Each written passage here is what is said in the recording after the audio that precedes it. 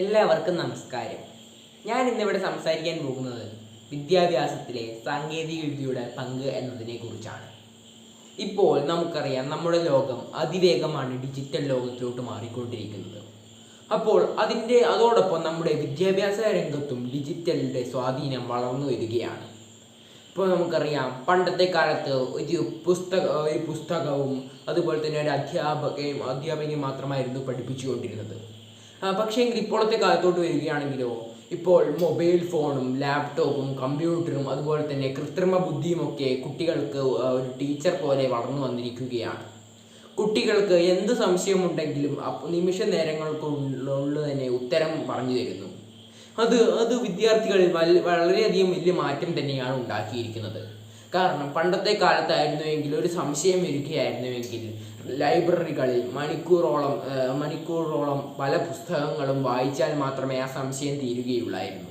പക്ഷേ എങ്കിൽ ഈ AI യുഗത്തിലോട്ട് വന്നതോടുകൂടി തന്നെ നമ്മൾ ലോകത്തിൽ ഏത് കോണിലിരിക്കുകയാണെങ്കിലും നമുക്ക് സംശയം ചോദിക്കുകയാണെങ്കിൽ ഉത്തരം ലഭിക്കുന്ന ഒരു കാലത്താണ് നമ്മളിപ്പോൾ ജീവിക്കുന്നത്. അപ്പോൾ കുട്ടികൾക്ക് പഠിക്കാൻ കുറച്ചും കൂടെ എളുപ്പമായി എന്ന് വേണമെങ്കിൽ നമുക്കിത് പറയാൻ കഴിയും.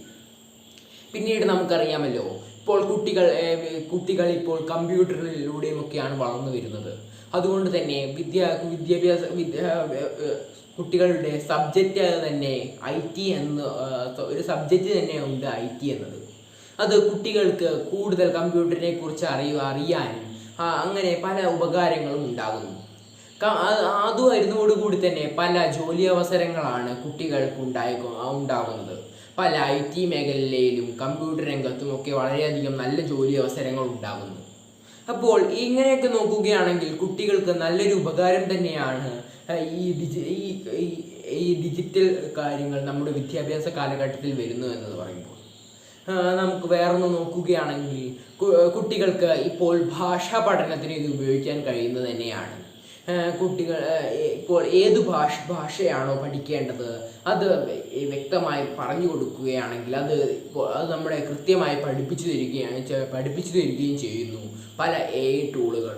ഉദാഹരണത്തിന് ChatGPT, ജെമിനി പോലുള്ള AI ടൂളുകൾ.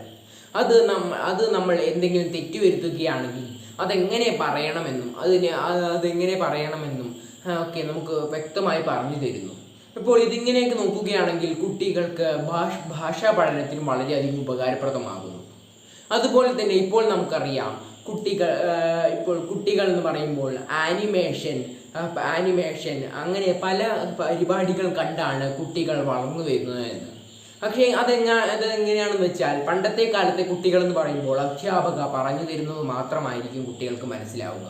പക്ഷേ എങ്കിൽ ഇപ്പോൾ പ്രൊജക്ടറും അതൊക്കെ ഉപകരണങ്ങളൊക്കെ ഉള്ളത് കൊണ്ട് കുട്ടികൾക്ക് അത് ഒരു സ്ക്രീനിൽ കണ്ട് മനസ്സിലാക്കാൻ കഴിയുന്നു. അപ്പോൾ കുട്ടികൾക്ക് പെട്ടെന്ന് ആ കാര്യം മനസ്സിലാകുന്നു എന്നതാണ് ഇതിൻ്റെ ഏറ്റവും വലിയ ഉപകാരം എന്നത്. അതുപോലെ തന്നെ ഒരു മടുപ്പും ഉണ്ടാവുകയില്ല.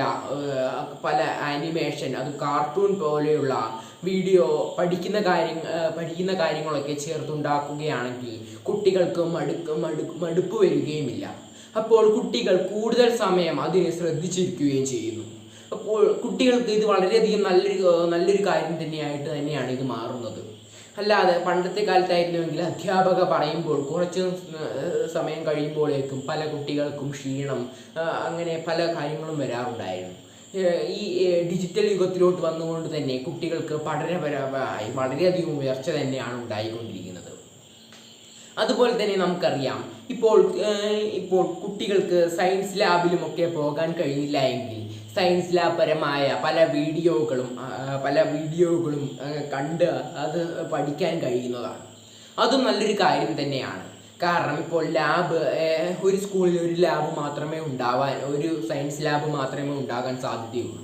അപ്പോൾ വേറെ ക്ലാസ്സുകാരാരെങ്കിലും അത് എടുത്തിട്ടുണ്ടെങ്കിൽ കുട്ടികൾക്ക് അത് കമ്പ്യൂട്ടറിലും അതുപോലെ തന്നെ പ്രൊജക്ടറിലും അതിൻ്റെ വീഡിയോ കാണാൻ കഴിയുന്നു. അങ്ങനെ കുട്ടികൾക്ക് അതും മനസ്സിലാകുന്നു. അപ്പോൾ ഒന്ന് ചുരുക്കി പറയുകയാണെങ്കിൽ, ഈ ഡിജിറ്റൽ ലോകം കുട്ടികൾക്ക് വലിയൊരു വഴി തന്നെയാണ് തുറന്നു കൊടുക്കുന്നത് എന്ന്. പിന്നീട് നമുക്കറിയാം, പക്ഷേങ്കിൽ ഈ ഡിജിറ്റൽ യുഗത്തോട് നമ്മൾ വരികയാണെങ്കിലും പല വെല്ലുവിളികളും നമുക്കുണ്ടാകുന്നുണ്ട്. കുട്ടികൾ പഠിക്കാനാണെന്ന് പറഞ്ഞ് പല പല പല പല യൂട്യൂബ് ചാനലിലേക്കും അതുപോലെ തന്നെ വീഡിയോ ഗെയിമിലോട്ടും വഴി തെറ്റിപ്പോകുന്നു എന്നതാണ്. അത് കുട്ടികളുടെ ഒരു പ്രശ്നമായിട്ട് നമുക്ക് കാണാൻ കഴിയില്ല.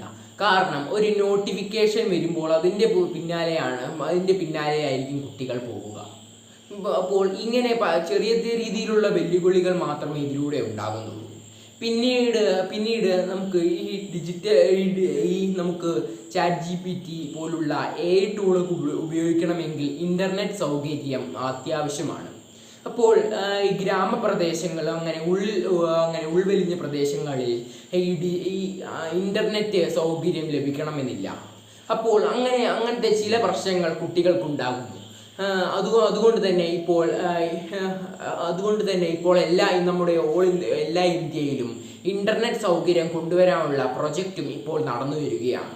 അങ്ങനെ വരികയാണെങ്കിൽ നമ്മുടെ എല്ലാ കുട്ടികൾക്കും ഒരേ രീതിയിലുള്ള ഇൻ്റർനെറ്റ് സൗകര്യം ലഭിക്കുകയും അങ്ങനെ കുട്ടികൾക്ക് പഠന രീതിയിൽ മുൻപോട്ട് പോകാനും സാധിക്കും.